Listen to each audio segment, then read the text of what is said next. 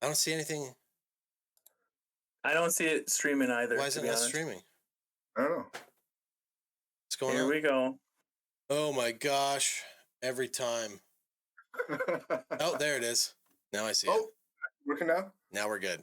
I see it live now. Sweet. Okay. Welcome to the Fish On Podcast. To all of you guys who are watching us live on YouTube, thanks for watching. And girls, guys and girls, all of you people. And if you're listening to this on your favorite podcast streaming platforms, thanks for tuning in. Today, obviously, we've got me, Jeff Dix, and PaddleHeads, Ben and Adam. And we're going to talk about some bad ice. Stuff.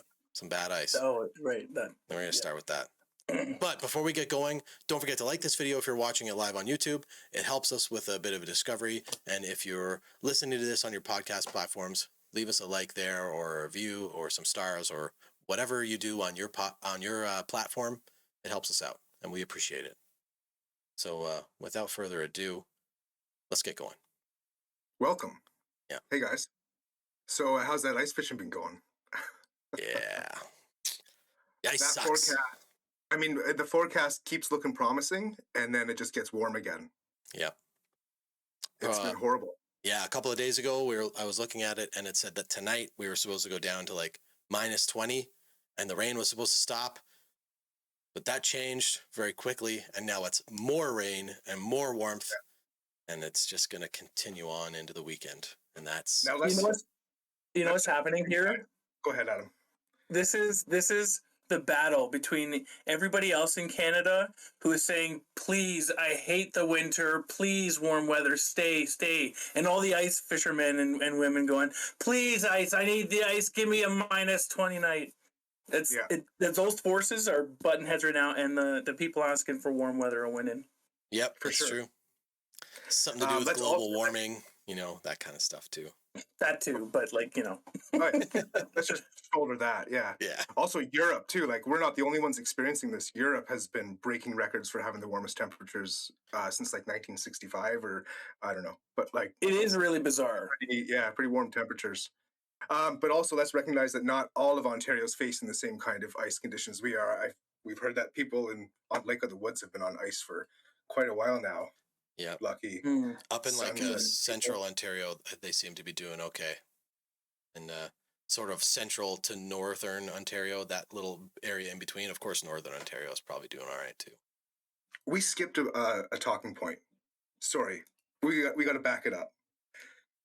We just want everybody to know, when you tune into this podcast, this is just a bunch of the guys shooting the shit.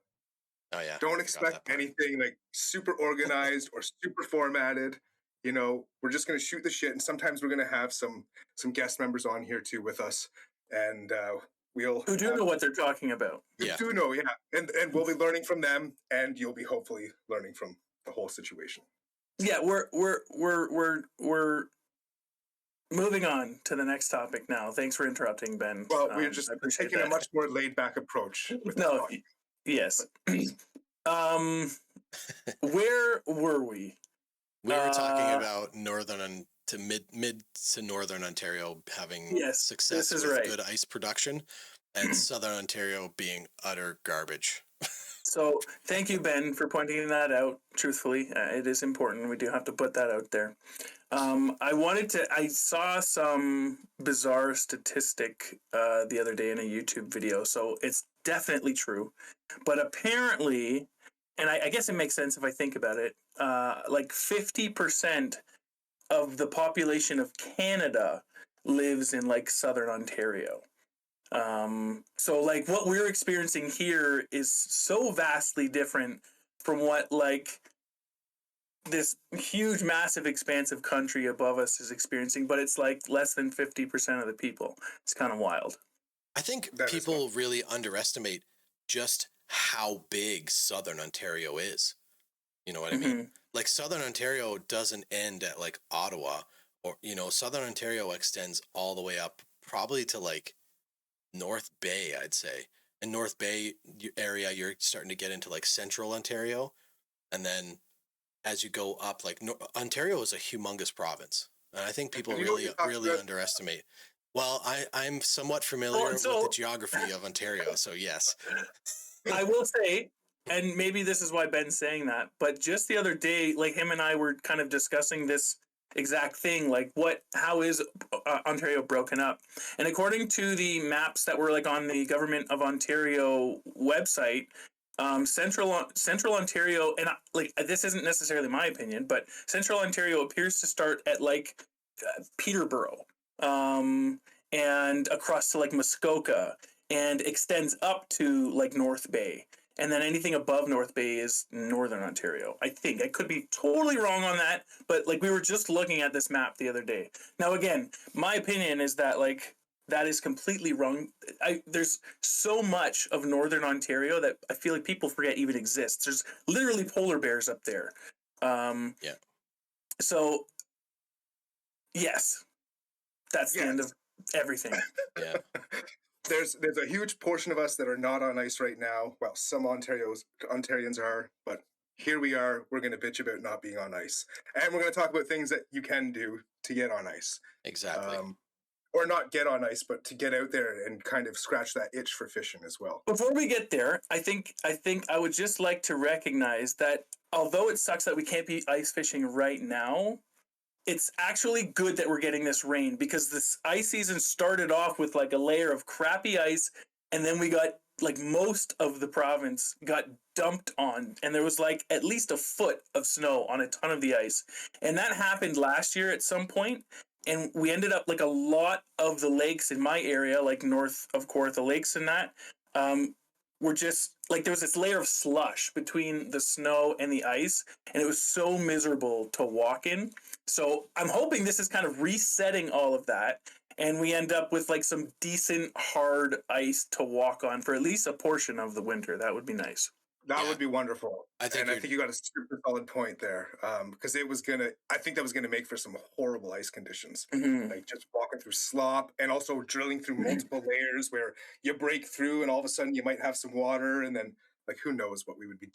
then you're sitting in your tent and there's like 3 inches of water like just on the floor. It's miserable. It was gross, man. So like right after we had all that snow around Christmas, like a few days after that, I was up at my in-laws' place up at the Rideau, and I know I talked to you guys about it, but like there was just all that was left was a crust, and then between that crust and the ice underneath it was like maybe 3 to 4 inches of just water and slush, and then underneath that was like 2 inches of just garbage, cloudy ice. So it was multi-layers of just nasty, gross, unsafe ice conditions. Sounds fun. And that was on a really small, like shallow, like that lake right off the Rideau Canal, it tops out at like 10 feet. So very shallow, very little actual moving water, and even a small sheltered area like that, because there's some pretty high bluffs all around it as well. Like a small, shallow, sheltered lake like that still had just garbage ice. It would be wonderful if we could just get that nice deep freeze, that quick freeze that we need. Yeah. Get some nice solid black ice. That'd be wonderful. Like 2-3 days. I don't see that in the forecast. It's not. It's not in the forecast at all. I don't see it in the forecast. Yeah, they're not calling for any of that. So we got to dream of it. Yeah, we are. Yeah. Beat out those summer dreamers. Beat out the summer dreamers. I got friends who complain about the winter. I'm gonna go knocking on their door and tell them, "Hey, cut it out. That's enough." I know, like my wife likes the summertime too. I'm coming to your house, Jeff. I'm gonna tell her that's enough. we gotta get more people ice fishing. That's what we got. Yeah, this is true. Change this is the true. Whole zeitgeist, the whole thought process of everybody. Well, okay. Do we want that many more people ice fishing? Is that what we really want? We do. Let's talk about it. We just don't want them ice fishing where we're ice fishing. Our spot. That's right. There we go. Yes, totally. Yeah. Yeah. Lake Ontario is great for ice fishing. Well, it is at certain points and at certain times throughout the ice season. Hey, I wasn't lying.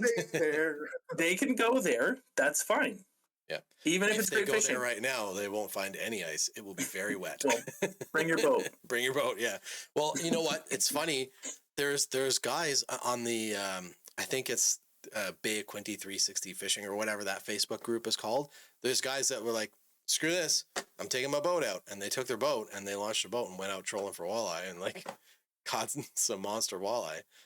So people are doing that. That's what the weather is dictating. And honestly, like I was considering a couple of days ago breaking the kayak back out and taking that out on Lake Ontario. So what do you guys think though? What do you guys think? Like, is this actually, the new normal? Should we be expecting rain more and less ice in January? Is that an ongoing thing?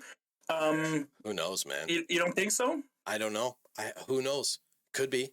It might be. This might just be a one-off, but this seems to be the trend that we're kind of going to. Mm-hmm. It just seems like the Januaries are getting warmer and warmer and warmer every year. I don't know about you guys, but when I was a kid, I always remember there being snow on Christmas, like always, like right in like at the end of December, there was almost always snow. And then this whole idea of like a green Christmas or green holidays all of a sudden was like a thing. And then for a long time, and I used to live in Brampton, and we didn't get snow for a long time. We had green Christmases every year for a while. And so like that as a trend became almost normal. And it wasn't until I moved further north, we had a white Christmas this year. So it was great. But I wonder if like, I don't remember the last time it rained in January, but maybe this is something we're going to see more of. Maybe winterizing boats should be something we push further back in the year, and we just start talking more about cold weather equipment, like open water equipment. Man, I didn't winterize my boat until like the second week of December. I didn't take it out in December because I just didn't. Was that because you wanted to go out, or you just didn't have time to get to it? So my insurance, as most marine insurance does, it is like this, at least in Ontario. It ends at the end of November. So starting December 1st, most people aren't covered under their insurance, even though we pay for it year round.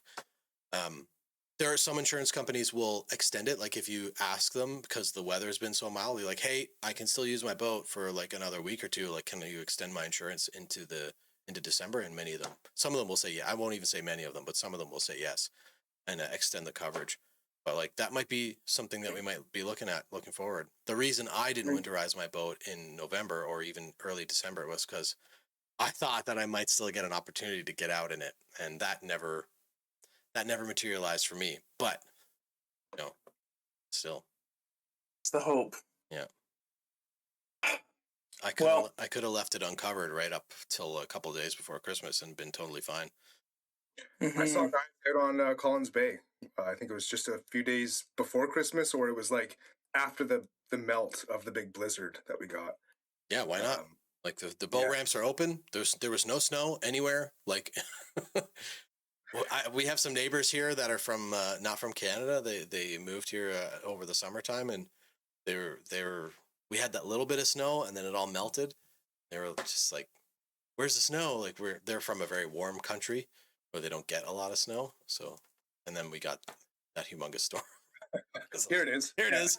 We got all the snow of December in 3 days. I think if I were to go out fishing right now in open water, I would still be using ice fishing tactic.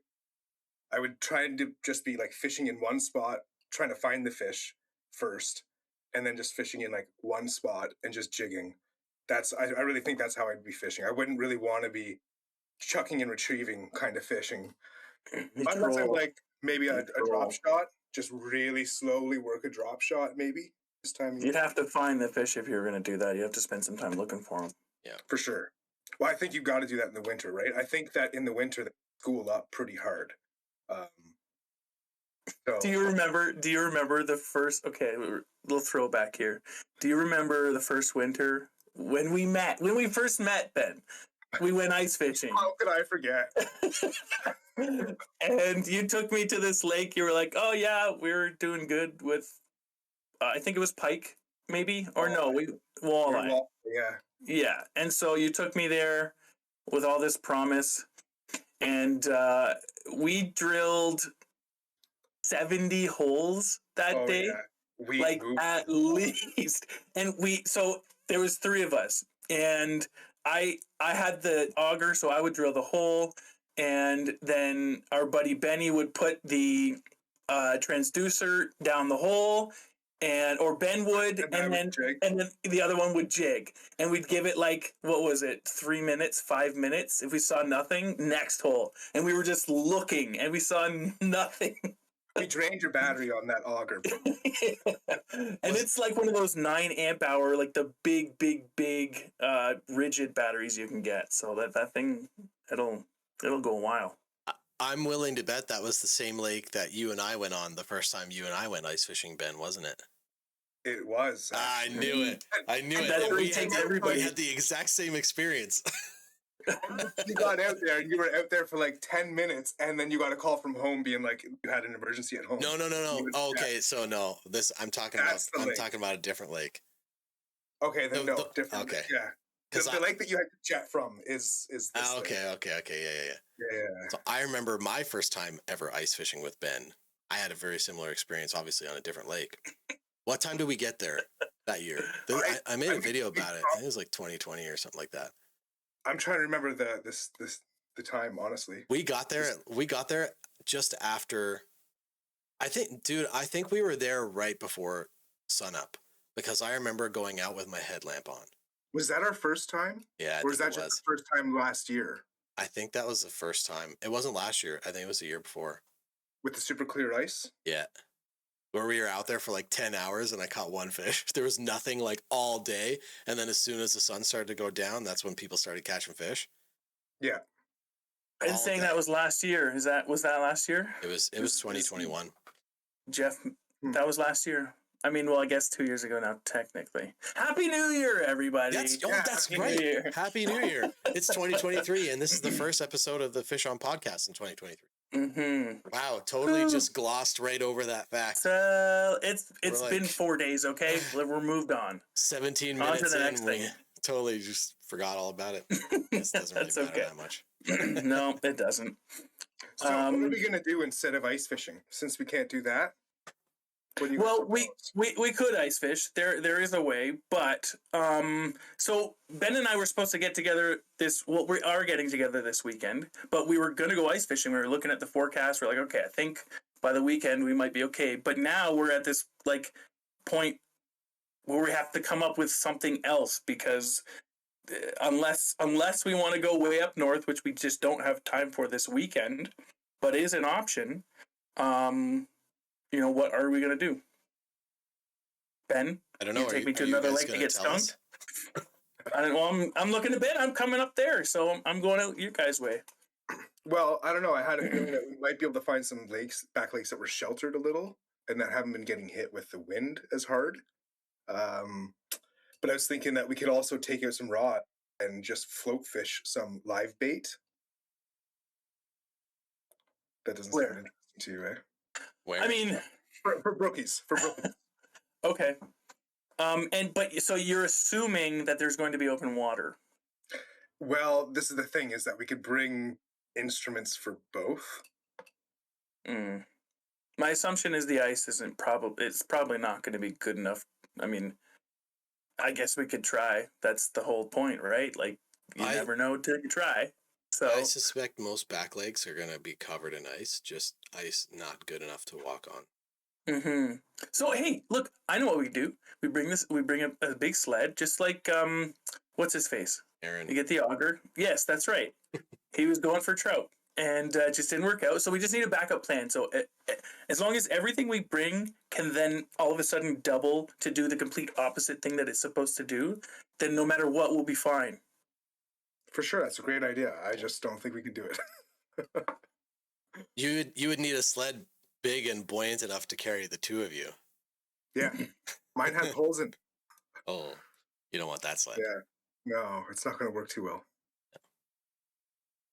Well, I don't know. Honestly, that's a good segue into kind of what we're talking about with this podcast and what people can do in lieu of this terrible ice conditions. And that's something that I don't know if you guys would say it's a speciality of yours, but it's a good segue into adventure fishing and how people can use that as a method of going out to explore, to find new places to fish. it's what would you call it, Ben? It's Scouting? No.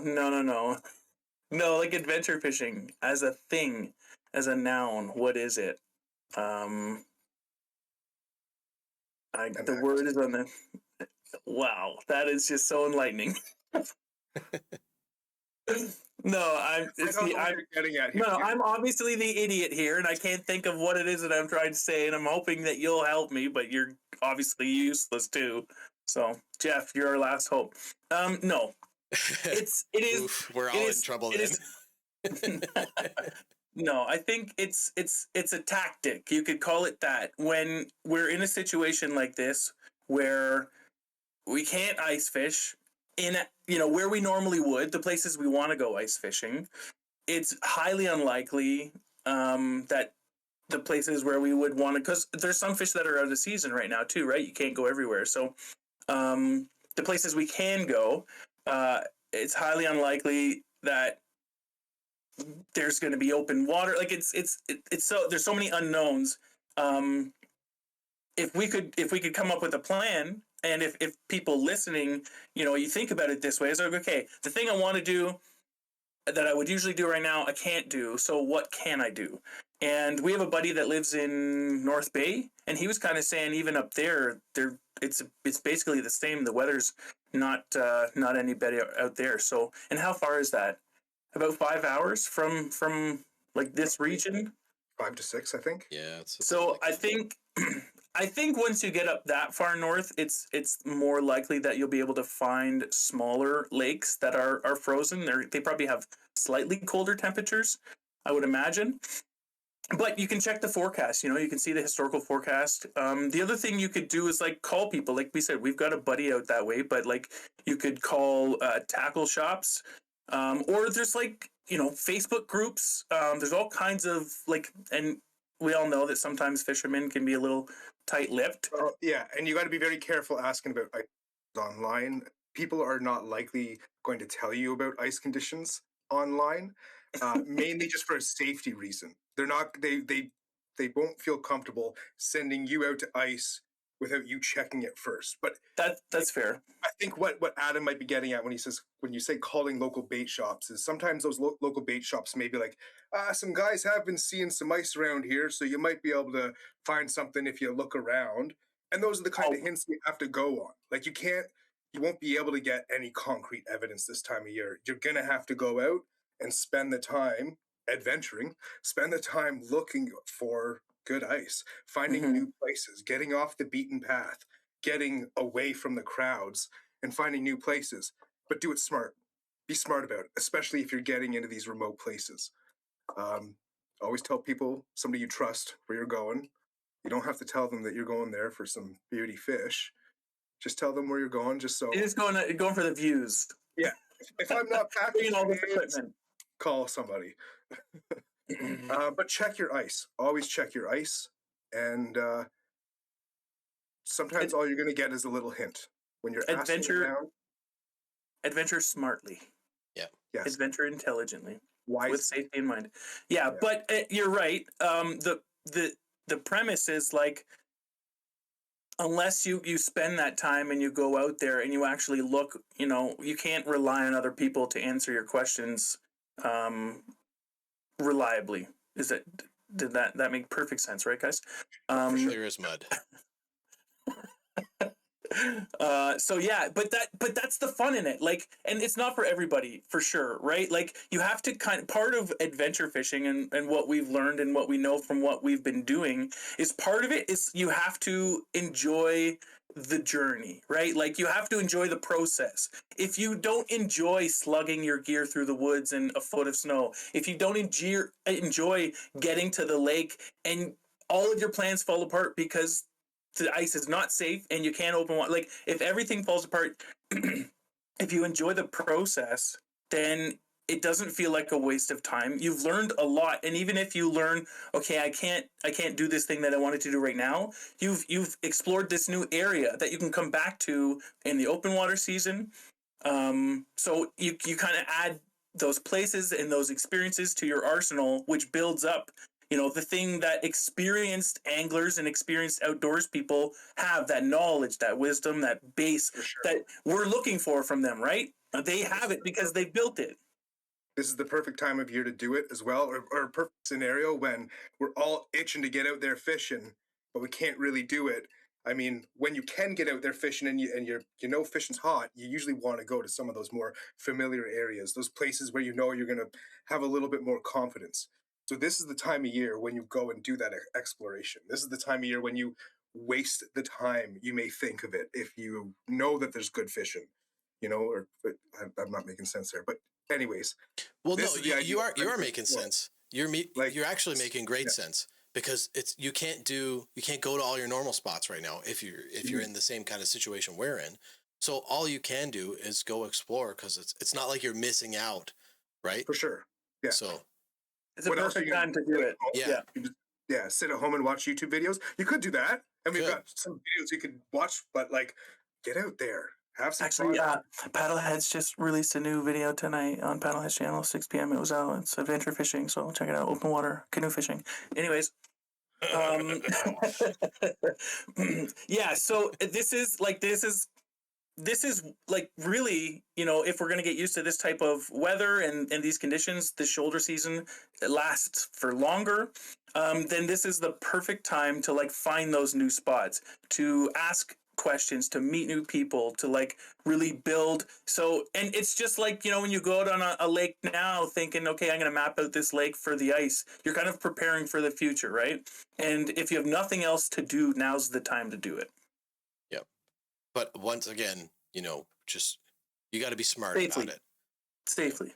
Ben touched on something that I think probably some people really actually do without thinking about it. And when we're talking about kayaking and canoeing, we call it a float plan. But for ice fishing or even just any kind of trip, it's just a trip plan. Tell somebody who's not going with you where you plan on going. Give them your route, and if I'm not back by this time, send help. Right. It's an easy thing to gloss over, but it could literally save your life. It could definitely, especially if you're planning on heading into areas where there's little or no cell reception. And then you get into having devices like satellite devices like Garmin InReach is one of them. There's a bunch of different manufacturers that make these little satellite communicators that can connect with your phone, and you can send text messages. They all require subscriptions, and it's they're not cheap, but if you're doing this kind of stuff and you have the money to invest in them, it's well worth it for the safety factor alone. And usually they have SOS buttons, so you can press the SOS button, and if you're in trouble and somebody the other benefit to somebody knowing where you are and having GPS type equipment is that even if they're too late to save your life, they'll at least be able to find your body. You're going to waste less time and resources looking for the carcass. You can just get there, pick it up, take it home, and everyone goes home. Yeah, that's consider. That's all true, as morbid as it is. Look, seriously, it's the truth. Not to harp on the safety thing too much, but prevent this whole death thing. If you are doing this kind of stuff and venturing into the backcountry and really putting yourself in more high risk situations, it's worth it taking a first aid course. I would recommend that if you've got the time and you're doing this quite frequently. Take a first aid course and get a little first aid kit to bring with you. You really don't know when that could really pay off and save somebody's toe from falling off because they smashed it on a piece of wood in the backcountry or something, or something, or somebody's chopping wood and hits their own foot with an axe or something like that, or almost cuts their toe. Yeah. For sure. Not that we've heard that story from a friend or anything. Justin. Oh, okay. So anyways. I wasn't even there. I just watched the video. No. For sure, it's something to consider, especially for a moment, if we could just talk about the idea of adventure fishing, even in the open water season. We're camping. A lot of it is camping. So you have sharp objects that you need knives, you need saws, some people want axes, but you have these sharp steel objects. There's fire. There's pokey sticks. You could poke your eyeball out. You could drown. There's all kinds of legitimate hazards. So taking some time to learn about these things, and again, this shoulder season right now. Like, learn something new. Learn about how to use these tools safely. And that goes for everything. Watch a video on how to use your bud bar properly, as opposed to just carrying it and using it like a walking stick. Now's a good time to learn. But what was I saying? That's what you were saying. No, that was more to it. But, okay, maybe I don't know. Maybe I did. I'm so thankful you guys were listening so intently. I appreciate that. But you said all the things that you were saying. It's hard to remember. These things, they just flow out of me. I'm a real fluid kind of guy. Water under the bridge. Just make sure you have all the right safety stuff. If you're doing the open water stuff. Oh, no, I was going to talk a little bit. Yes. Never mind. Yep, like what Adam was talking about. If you're ice fishing, that's right. He said it already, the spud bar, make sure you've got your ice picks, make sure you've got your ice cleats for your boots, some kind of flotation. If you don't have a float suit, just bring a PFD. If you're stepping on water you don't know, you're not unfamiliar with, wear a PFD. You might look like a dork, but it might save your life. So like what's worse, looking a little bit silly or, going through the ice and dealing with that cold shock and perishing, for lack of a better word. And if you're worried about looking silly, other people may think that you look silly if you're going out there on the ice without any kind of preparation. I've had people yell at me before for being on the ice. Oh yeah, Ben, tell that story. That was funny. Not much of a story, I guess. I don't know. A gentleman was very concerned about my safety of being on the ice as I was walking out and checking it with an axe. And we just had a very Canadian civil conversation that was... Adam, the podcast listeners can't see what you're doing right now. Well, they don't know I'm doing anything except for the fact that you just pointed it out, but anyone watching can. It's super distracting. I'll make it that, like, all the thumbnails for all the podcasts have all been the same, like this is the Fish On logo, but I'll make the thumbnail for this one a picture of Adam wearing that goofy shit. Well, you guys... Well, you said I'm just showing the people that are watching it's okay to look like a dork. Hey, it's okay. I don't have a float suit, so I wear my PFD when I'm on ice. I don't trust. So I just recently got half of a float suit, so I may also be wearing my PFD on super thin ice. Only half a dork. Only half a dork. So half a dork. It's worth it. If you don't, have it, it's better than nothing. Dorks are big. What? I don't. You don't know what a dork is? I don't know. Oh, a dork is an actual thing. Oh, okay, never mind. Just Google it sometime. Well, no, tell us what it is now. It's a whale penis. A what? It's a whale penis. No, it's not. Get out of here. Penis? Oh, okay. Well, it's that kind of show now. you guys encouraged it. Jeff, you insisted. That coming from the guy whose last name is probably the most phallic anybody's ever heard. It doesn't get much more phallic than that, I guess. It really doesn't, because it's even plural. It's not just one, it's many. Boy, are we getting off topic. I don't think so. We were talking about adventure fishing, and part of adventure fishing is having fun. It is supposed to be fun. It's not supposed to be, a lot of people take a lot of stuff seriously, and that's fine. I understand that. I'm not going to tell people how they should live their life, but you only get one according to the things that I believe. So just have fun. It's supposed to be fun. Because if you don't, well, then you're just those people that seem like they live boring and meaningless lives. Yeah, man. I recommend anybody listening does not, don't Google dork. Just trust me on that. Just don't Google that, because some images pop up. You just avoid it, okay? Hey, look, on the Fish On podcast, we are all about helping the community in any way that we can. And when we can offer a PSA don't Google dork, then we will. Yeah. And it's really for your benefit. We care about you. That's just... Unless you very specifically need to find whale penises, then don't. Oh, I'm going to look when we're done, but... What you do on your own time is your own business. Do we want to talk about that? No, it's your own business. That's what I'm saying. Is keep it to yourself. Hey, I'm ready to put myself out there. You're coming out. This is not the platform for that. You've had way too much time to think without being on the ice. That's what it is. You need to get an ice fish. You don't spend so much time thinking about. Look, now's the time of year. Hey, it's all about the adventure. It doesn't have to be about fishing. That's right. That's right. We're going on an adventure of self-exploration. I like the adventure fishing part of it. I'll just stick with fishing. Yeah, Ben and I've been on this mission kind of since that term adventure fishing kind of came about. And that in itself is a fun story. But we've been trying to understand like what exactly it means. And we're coming from a place where we're learning a lot as we go as well. But that's kind of the fun of it. And we're hoping that, you know, other people pick up on that. Adventure fishing doesn't have to mean you get in a canoe and go for 3 or 4 days into the woods and camp and do all that stuff. Like, it really doesn't have to mean that. Just exploring new areas, trying new things, learning new stuff. That could be adventure fishing as well.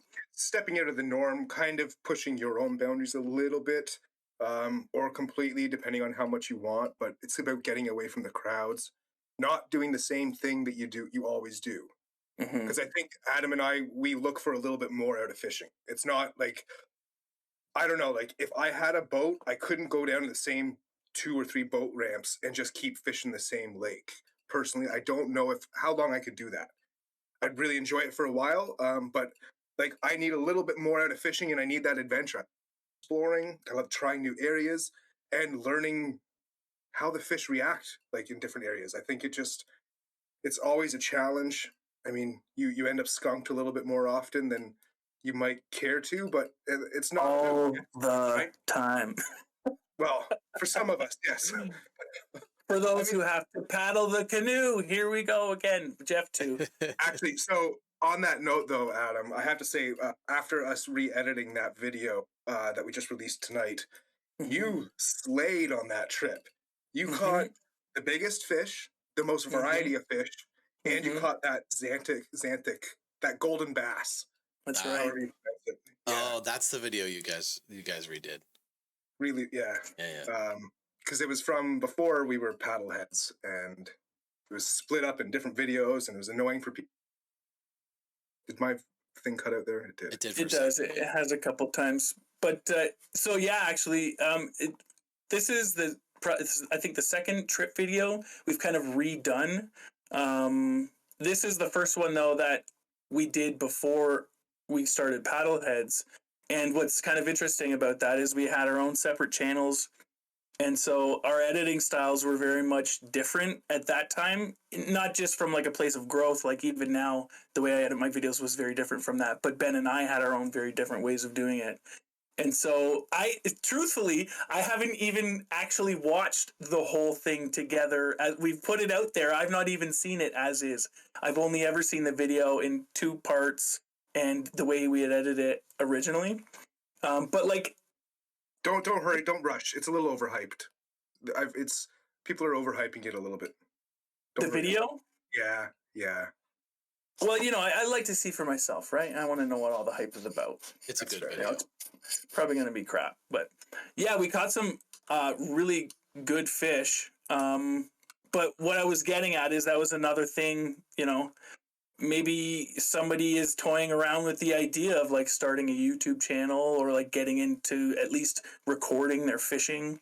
Now's another good time. Like you play around with stuff. So Ben and I were taking old videos and making them new and better, and people can, you know, pick up a camera and decide they want to do something similar to that. I'm just bringing it back to like the time of year, the shoulder season, figuring out like new stuff, learning, you know, and just bringing it back. For sure. Now's the time to try new stuff. If you wanted to film your fishing, start it. You want to make a YouTube channel, do it. I do recommend, like, for most fishermen who are taking things seriously, to record their catches, record some stuff. I mean, unless you have an immaculate memory and you're just like super dialed in and you can remember all of those moments leading up to the catch. But I find from watching my replay footage, I learn a lot, especially when I mess up and I miss a hook set, I miss a bite. You know, I learn a lot from that, and I watch that replay, and it stings every time. So that kind of sucks, but you learn from it. GoPros are cheap too. You don't need fancy, like a ton of fancy gear to record yourself fishing. Everyone has a cell phone. You don't need a GoPro. And most cell phones these days have that wide angle lens. You can buy a cell phone tripod for like $10 on Amazon. So yeah, it's easy enough to start now, easier than it ever has been, and it's a fun thing. But I will say, although it gives you this opportunity to be like critical of yourself, be mindful if you decide to put it out there in the public for other people to watch, everyone else is going to suddenly be able to be critical of you also, which is something, you learn. And Ben and I were talking about a little while ago. But yeah, you get past that. And for us anyways, and I think for a lot of people, having that kind of record and being able to learn from it is, makes it fun. It adds to the adventure. Yeah. I want to circle back to the concept of adventure fishing for a second here and just talk about how you mentioned it already, Adam. It's like adventure fishing to you might be different than what adventure fishing is to me. And like your type of adventure is different than my type of adventure. But Ben really kind of nailed it to me, to what adventure fishing is to me. And that is doing something new, right? You talked, you hit on it a little bit, and I wasn't really thinking about it too much until you said it, about going to the same boat ramp all the time. And like, I have fallen into that kind of trap a little bit. And I will admit that, with my kayak and with my boat, I seem to always end up on the same, like 4 or 5 lakes all the time. And, it was something I don't want to be taken wrong. Like, I don't want to say there's anything wrong. I'm just saying, like, for what I'm looking for fishing. Yeah. There's nothing wrong with that. If you're somebody, like, there's nothing wrong with going to the same place to learn where the fish are in that place. And then when you go there, you always know where to go and you never get skunked because you fish that body of water so much, right? It is a great way to learn. I want to circle back on that when you finish. Yeah. But for me, what I had planned on doing versus what had actually happened was so wildly different. Like, I wanted to adventure more and explore new bodies of water this summer that I just never did. Partly because of time and partly because of motivation and whatever else. Like, sometimes it's just easy to hit a lake that's closed than to travel a little bit and then risk, not even risk, but like travel a little bit. And then if you get skunked, then feel like it was just a waste of time. But you should never feel like it was a waste of time. If you go somewhere new and you don't catch any fish, it's never a waste of time. And as long as you learn something. And sometimes I caught myself feeling like that. Like, oh my gosh, like I wish I didn't go. I wish I just went to this other lake instead because I probably could have gone there and caught fish. But there were things that I learned going to the new bodies of water, whether that's things about that specific body of water or just new way, like just different nuances on how to use the equipment that I've been using for so long to catch fish in a different body of water versus one that I'm very used to, because fish are different everywhere. A largemouth bass in one lake is not going to behave exactly the same as a largemouth bass in another lake, right? Because they're all lake specific. They all have similarities, but like the fish, I mean, but depending on where they live. Yeah, exactly. Different vegetation. Exactly. Now, there's definitely an argument to be made, though, that fishing the same areas is a great way to learn faster. Now, because I'm a big believer that, like, in order to learn, you need positive feedback. You can't always be failing. You can't always be getting skunks. You do need that positive feedback in order to learn. You need to know what you're doing right. You can't always be learning what you're doing wrong. So there is something to say about returning to the same place once you get familiar with it, because that's the whole point of learning a new area, so that you can return to it and you can kind of figure out, here's where the shelves are. Here's where the drop-offs are. This area is a really weedy area. This area has a ton of sand, and then understanding how the weather is going to affect those different areas, whether it's on the north side of the lake or the south side of the lake. How much sun does it get? How much wind does it get? Yeah. What's surrounding it? Like, that's something else. Is that, like, it's great to travel and try all these new places, but there is something to say about returning to the same place and learning your area. And I mean, that's how guides get so dialed in as well, right? Like, I think it's something guides are for mainly specific areas. Like, it's not too often that you'll find guys that are like, yeah, I'll take you to a completely brand new lake that I've never fished and guarantee fish in the boat. If they're taking you there, they're probably going to be like, this is an adventure for me too. But from what I know from fishing, there's a good chance that we'll get some fish. It's funny you say that because, like, I'll go fishing with Jake when he's around, our buddy, and he guides. And we've said this before on the podcast, but he guides on Lake of the Woods in the summer. And when we go out, especially to a new lake, he will repeat a number of times, just so you know, I've never been here. I'm just here to learn. He wants me to be very clear that there's no guarantee we're catching fish. And There's no responsibility on him. I'll bust his balls every time and be like, no, dude, come on. I thought you were a guide. Like, what kind of guide? You can't catch fish? Like, so. But yeah, I think it's important. It probably goes without saying, but it's worth mentioning anyways. Adventure fishing isn't like, even for Ben and I, it's not the only way we fish. It is a type of fishing, right? And coming back to this idea of like going to those familiar spots to get that positive feedback and that sort of thing. You use adventure fishing to like find new places. And then you can go back there to learn more about them and get better at fishing in those places. But it's not like to suggest that adventure fishing is like better than any other kind of fishing or that it's the only way you can fish. I go fishing with my buddies like at their cottage, and my buddy Mike will go out in his tin boat and we'll go to the same channel, even though we almost never have luck there. He's like, oh, I've had luck here once. We go back to the same channel. When we float it and we'll jig off the side of the boat. It's super like quiet, but we're just like, shooting the shit, right? Having a good time, talking amongst each other.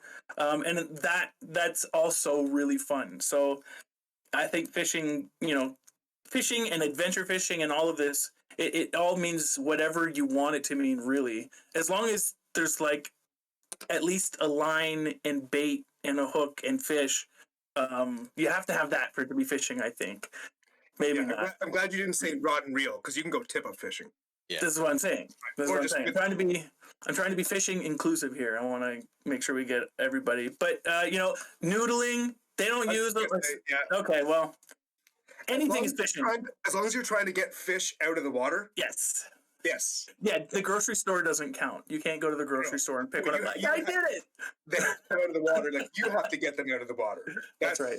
Well, that brings up a good, maybe not a good point, but that brings up a point that I just, we've kind of touched on it a little bit, and that is like going to explore. But even to go on an adventure doesn't mean you have to drive for 5 hours to go find somewhere new. Like, it could just be even with the garbage conditions that we have here in southeastern Ontario, maybe if you have the time and the means, go for a drive, go explore a different, like if there's roads all around you can drive to access different parts of lakes you're familiar with, maybe go for a drive. See if you can use the weather that we have now, where not everything is just covered in awful snow and ice, to go find those access points that you can go back to when the ice is better. And maybe you can access a new part of the lake that you didn't think about. Like, for example, I've never ice fished on Lowborough Lake, but if I were going to go ice fishing on Lowborough Lake, there's probably only 2 spots that I would just go to, right? But I'm willing to bet that with a bit of exploration, there's a whackload of other areas you can access Lowborough from. Right? Maybe not specifically the south side, because a lot of that's private property, but there might be this little public access, this one little narrow spot, there. Right? The best one is there. Oh, yeah, for sure. That's why it's all private. To your point though, Jeff, like that's also an awesome idea or thing to bring up, is that there's no snow on the ground, but there's also no leaves on the trees. Yeah. So now you can see further into the foliage, into the when you are going to explore. So it is also easier to get through the brush and to create new paths and to find new trails. Yep. Also, when you mentioned driving around and exploring, this is a great time to like look at Google Maps and be like, what's that little body of water that's in my local town that I never visit because it's in the middle of this weird neighborhood or something? Let's go and just walk back there and check it out. Something actually, just with you saying that now, it made me think of it, and it's definitely important. Be mindful of private property when you're exploring. Yes. That's something you really have to consider.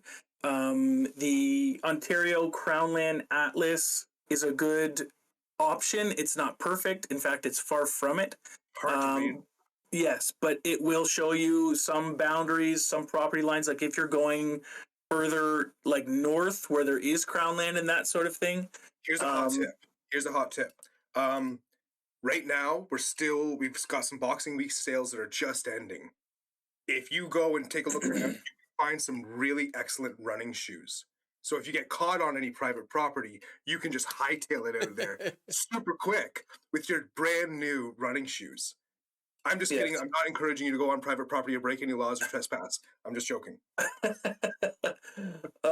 Yeah, no, that's excellent point. What if you're like, a slightly, let's be, what if you're a bigger guy like me and no matter how nice and fancy your shoes are, you just can't get away fast enough? I guess that's a time to be grateful that we don't live in the United States. We don't have Second Amendment here. People can't protect their property with firearms. So at least we can duke it out with our fists, right? It also goes back to the idea that we don't have snow on the ground. So your camouflage clothes that you use for hunting will still work this time of year. Yes. So you can just blend in if you're a bigger guy that doesn't want to run. Just act like a rock. Tuck and roll. Yeah. Get a ghillie suit. Get a ghillie suit. Yeah. You need at that point you got to get a telescopic rod. You can pack it down real tight. On that point, I'm going to go out and get some running shoes. So I got to let you guys go and start browsing Amazon now. I think it's time to start buying some Woods brand camo. Yeah, for sure. What do you guys think? Do you think we've complained about the crappy ice conditions for long enough? And I think we've kind of covered just about everything we can with adventure fishing. Hopefully we've inspired ourselves others to get out there and to go. Yeah. We were definitely not trying to talk ourselves up during this podcast or anything. This is really just a motivational speech for us, not for you guys. It's we're trying to get our own butts off the couch. We haven't done any of the things we're telling you guys to do tonight. None of them.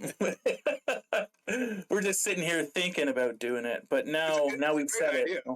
No, it is. Do as we say, not as we do. That's that right. includes trespassing. I think to summarize, look out for private property. Do what you're doing safely. And ask questions. There are communities out there. There are people that will help you in some way, shape, or form. Talk to people, learn. That's all good stuff. That's what you should be doing this time of year. For sure. Yeah. Thanks a lot for watching, everyone. Thanks for listening. Thanks for watching. Thanks for listening. If you enjoyed our little show here, don't forget to like the video and subscribe to the Fish On Podcast on YouTube, where we do this live whenever we record them, usually every second Wednesday. Leave us a review on Apple iTunes or Apple Podcasts. That really helps us. Spotify. Apple's not the only thing out there, Ben. There's Spotify too. Yep. I don't know if you can do it written. Thanks, everyone. There it goes, crumbling down. Yeah, this is it. That's how we end our shows all the time. This is the end. Thanks for watching. Thanks for listening. We'll catch you guys in the next episode of the Fish On Podcast. Ciao. Bye. See ya.